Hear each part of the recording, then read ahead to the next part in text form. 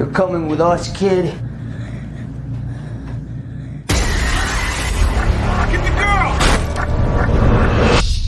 It's not me you need to be scared of, little girl, but the man standing next to you. Now, I don't know who he is, but I know who he's not. Should I tell her or you?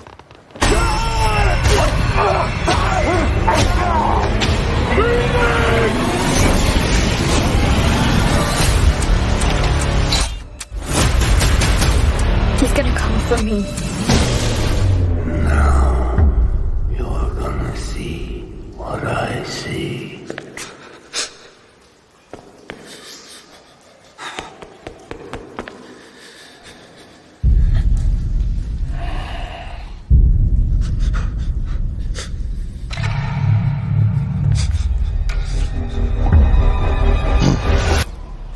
Aloha. This is Trinidad the Island Man, your Island Man, coming to you live once again from beautiful Hawaii here on the island of Oahu, bringing you, yes you, the best movie reviews on the entire island of Oahu. And yes, this is Trinidad the Island Man, your Island Man. And last night, opening night, Friday night, I went ahead and went to the movie theater. Yes, the movie theater, despite the rise of Delta, for a movie that I was greatly anticipating. I saw the trailer, loved the trailer, called Don't Breathe Part 2. Now this stars Stephen Lang of Avatar fame. And, well, what can I say about this other than, remember our rating scale, shock a thumbs up, it's good to see, I recommend it. Shock a thumbs down, it's junk, I don't recommend it. And for Don't Breathe Part 2, following on the fantastic success of Don't Breathe Part 1, it is a shock a thumbs up all the way. Let me just tell you that, Don't Breathe Part 1 was a surprise smash hit, as many of you guys know. Kind of came out of nowhere, a little low budget film, smashed the box office. If you didn't know who Stephen Lang was before Don't Breathe Part 2, or you didn't catch him in Avatar, or maybe, he did some TV work. He was on kind of a recurring role on Into the Badlands on TNT. He is an exceptional actor. He definitely, as you saw in Avatar, really performs the physicality of his action roles to a great extent. And, he brought all of that gravitas, all that drama, dramatic acting, and, his physical presence to instill fear as, I guess the bad guy. Pretty much he was the bad guy in Don't Breathe Part 2. Although everybody in that film was pretty much a bad guy because they were robbing him. Now, of course, he didn't have to kill him. But so in the end, that kind of made him the bad guy too. Plus, we found out that he was doing some questionable stuff. It was kind of explained why, and you could, in a way, understand how he got to that point with the loss of his daughter, being killed by a drunk driver, and wanting reparations more than just money from the rich, the rich parents of the girl who ran his daughter over. Thus, to summarize Part 1, he kidnaps this girl, this woman, impregnates her artificially, although it's still rape, to have another daughter, basically to replace the daughter that he lost. Once that happens, he'll set her free, I guess. It never makes it to that point because these burglars enter his house, discover all this. He kills them all, except for one who gets away. Unfortunately, in the skirmish, the girl who had ran over his original daughter, who was having his baby for another daughter, was killed. And that was where we left it. His life in tatters, his life in ruins. How could they have done a sequel that wasn't just going to be a rehash, another break-in, you know, maybe he found another girl to do stuff to, you know. But if he did, then it wouldn't have fit his modus operandi, you know, because he wasn't just kidnapping anybody to have the, you know, he wanted the girl who killed his daughter to repay him by having, you know, a new daughter.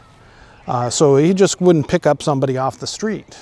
Well, in part 2, you know, sets up a fantastic suspense in the trailer. It's like, who is this girl that he is calling his daughter in this one? And who are these people that are, you know, breaking into his house this time?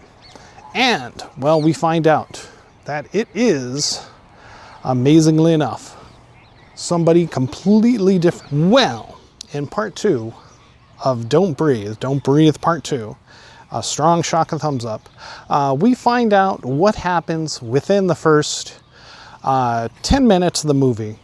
Apparently there's a fire in his neighborhood. Now this is Detroit, the rural, you know, section of Detroit where a lot of the houses have gone abandoned.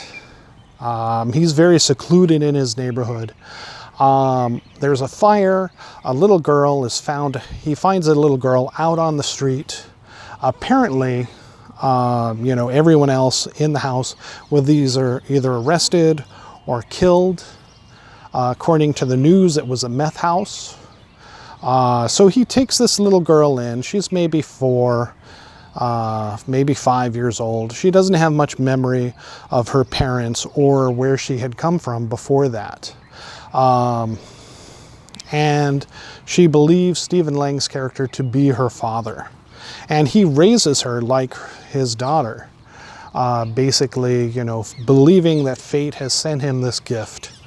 You know, and the girl is much better off than dying out there on the street, maybe into some kind of bad foster care, who knows. But it's clear to him that her parents did not really have any desire to take care of her. So after that, you know, cut to 8 years later, she's being trained by him to survive in this rough world, basically going through many of his SEAL training drills, kind of what you see from the trailer, where, you know, he calls it survival training, where she's trying to get away from him and he captures her, you know, standard kind of stuff like that. And right away, we see the struggle of the dynamics of, you know, being a young child, growing into teenager years, struggling to see more of the world than just, you know, the house where she lives. Because he's very protective, having already lost a daughter. He doesn't want anything to happen to her. So he kind of keeps her, you know, not grounded, but, you know, under strict curfew. She does go to town a few times, and unfortunately, in doing so, she runs into a gang of strangers that are very taken and interested in her for some unknown reason. And they follow her back to her house, invade it, attack Stephen Lang, attack her, in order to abduct her for some reason. Stephen Lang doesn't know who these people are or why they're attacking her. However, it is clear and made clear eventually that this individual, the leader of this gang of ex-military people, because they're very well armed and somewhat organized, much more than just normal burglars, and they take and are able to overpower Stephen Lang just by their numbers alone and the surprise at which and competency of which they go in to abduct this girl. We find out that this is the girl's real parent, her real father, having seen her out in town, follows her back to Stephen Lang's house and decides to abduct her. We find out that he was imprisoned for many years, and that's why he could never go to find her or look for her, because the house that they were in, her parents, her mother, and her father, it was a meth house, and they were the cooks behind this drug enterprise. And thus, as what happens with many meth houses, they're highly flammable, and basically her mother was greatly injured, and her father went to jail for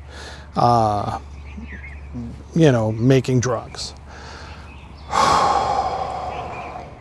Now, I guess what next is going to be a lot of spoilers, so bear with me. Basically, these guys, if the movie would have ended there, it's like it would have been a strange tale, but it would have been a complete one in the fact that it's like, well, she's almost happy to find her real parents, to find that her mother is alive, to find her real father, to find out who she was, her real name, her real birthday, and she's excited under that aspect. However, the story doesn't end there, and Stephen Lang goes to look for her where these people had taken her, and we find out that it is not for altruistic means that her father finds her and seeks her out. However, it is for her mother, who is gravely ill, having breathed in and being caught in that meth fire years and years ago, that her organs are failing on her, her heart in particular, and she needs a compatible organ donor. And so thus, they were seeking out their daughter, who they believed was still alive, so that they can cut out her heart and transplant it into her mother. And thus, just like that. Whereas it could have been a turn, it's like, yeah, this is a tragic story. It's like, is she better off? But, with her real parents, or with Stephen Lang, who had lied to her, but taken her in and treated her well all those years? Obviously not, because these people are psychopaths, pretty much. And thus, fortunately, Stephen Lang is on the prowl to try to rescue her from certain death. If it had been just another kidnapping, because she had kind of made her decision to go with, her father, her real father, biological father, and to meet her mother. And so to go through and find this out, it turns very, very tragic and even darker than what it had before. So let's just say, there are lots more surprises where that comes in at for the show and this movie. And you can't be disappointed by it at all.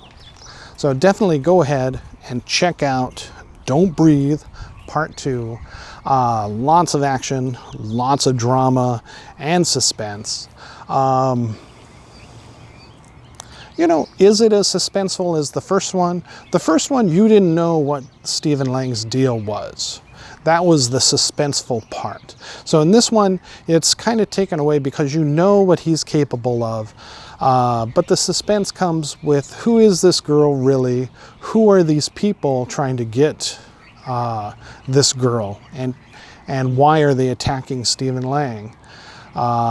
This time, when it's a completely different scenario than the first time around, which is refreshing, and they definitely build up the stakes in this one over the first one, which is what you want to do with a sequel. So again, a very strong shock of thumbs up for Don't Breathe Part 2.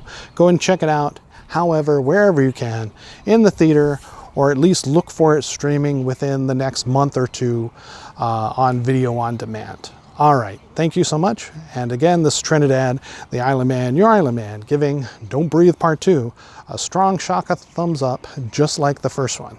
All right, mahalo and aloha.